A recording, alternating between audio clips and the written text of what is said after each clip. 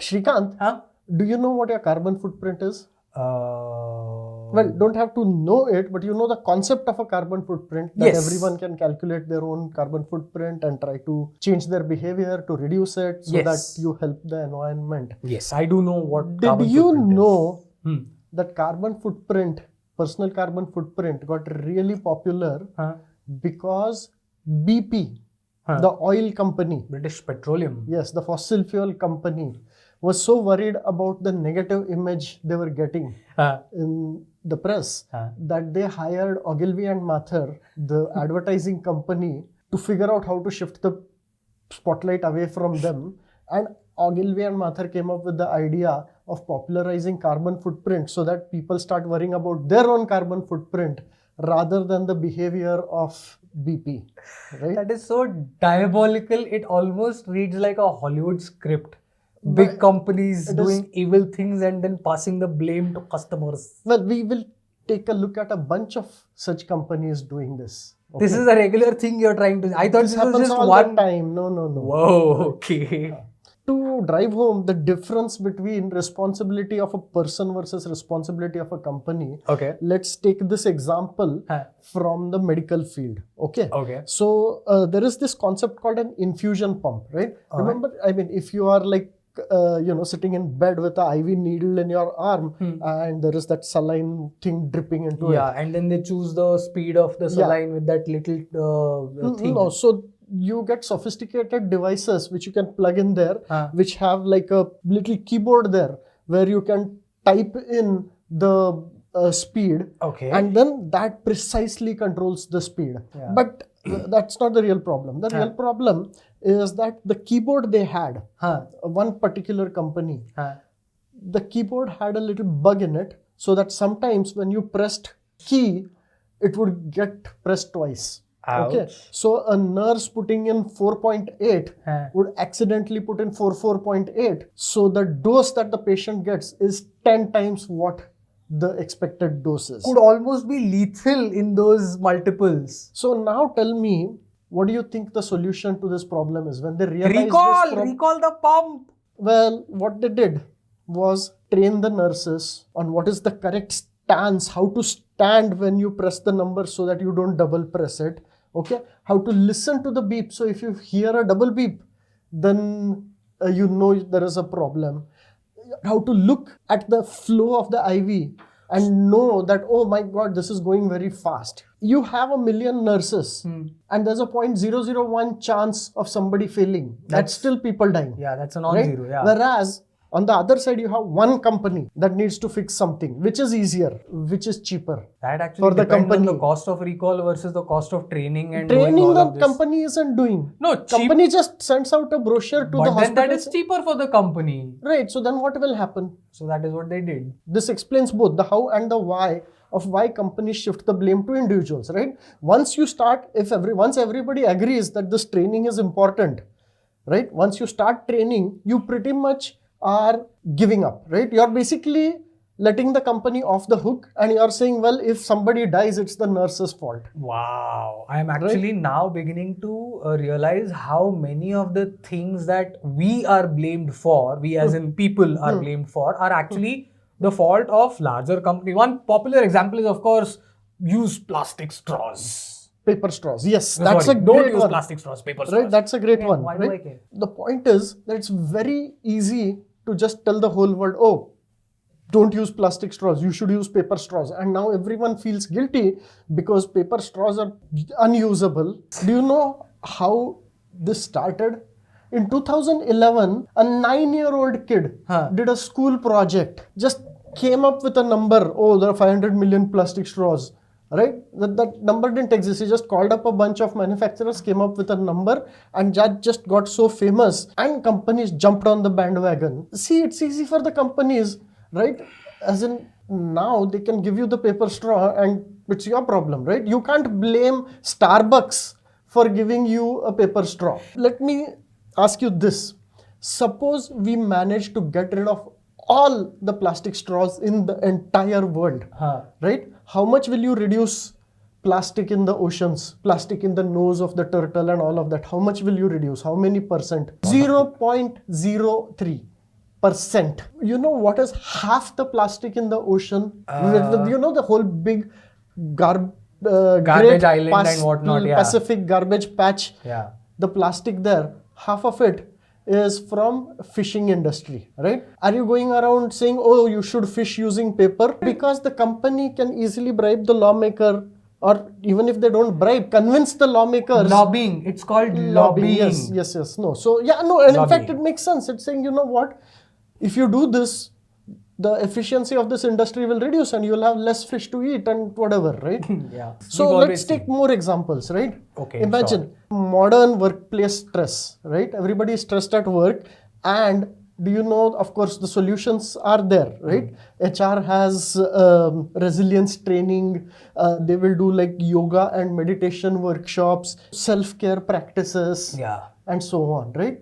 Listen, the simplest way to increase employee motivation is to raise their pagar, increase their pay, salaries. No, so see, and the salary isn't really the cause of workplace stress. The real cause, long working hours, right?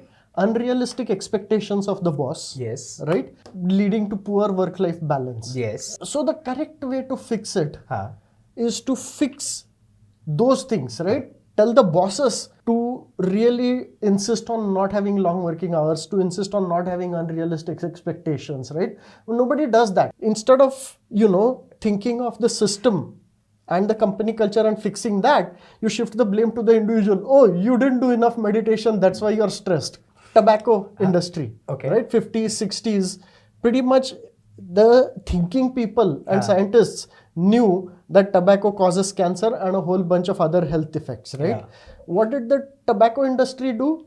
They said, oh, we will put a warning on the pack. Now you get to choose whether to have this cancer stick or not, right?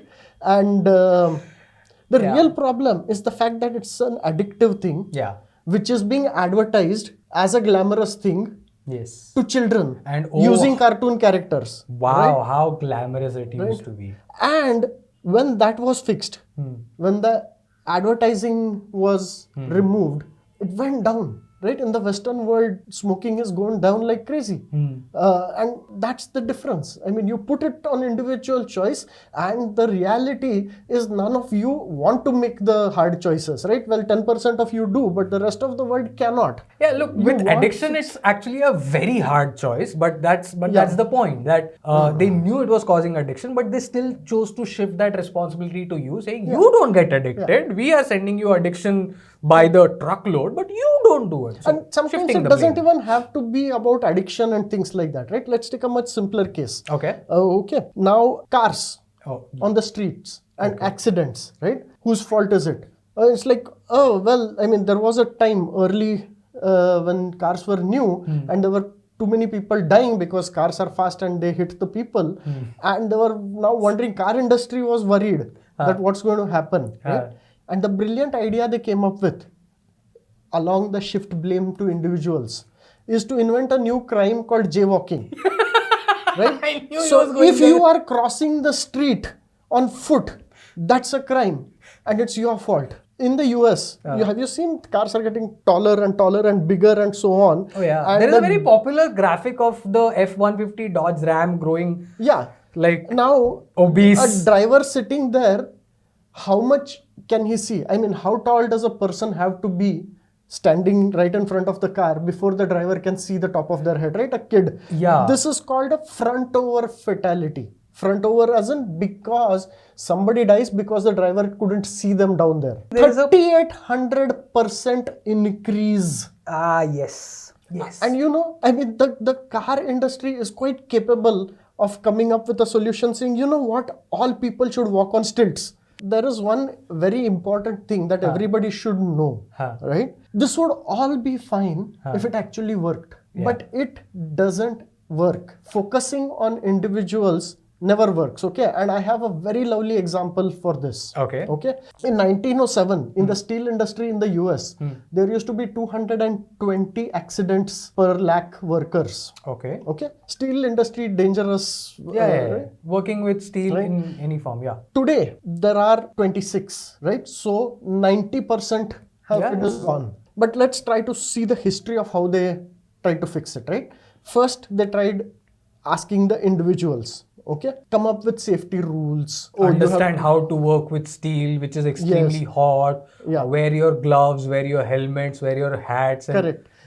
wear protective Do you know gear. what the problems are? Huh? One is that most of the times the workers themselves don't care about the safety rules. They Yeah, I don't mean, follow them. We tried instituting helmet compulsion in Pune, and that still hasn't taken root. I mean, if we try to actually enforce it, there will be riots in the streets. Accidents like this are rare enough that nobody cares about them until it happens to them. Yeah. And once it happens, it's too late. Yeah. Right? In fact, at that time, somebody did a study. There were thousands of strikes for better pay. Only 11 strikes to improve safety. There were 6 strikes against the safety rules that were being pushed. Because we've always done it this way. Yeah, The individuals can be workers stupid themselves sometimes. resist the safety rules. Yeah. Right? But the problem was fixed. We know that, right? Yeah. Do you know how it was fixed? How? Okay. Earlier, it used to be like, a worker gets injured. Does the worker get compensated? Right? The worker had to file a case against the company.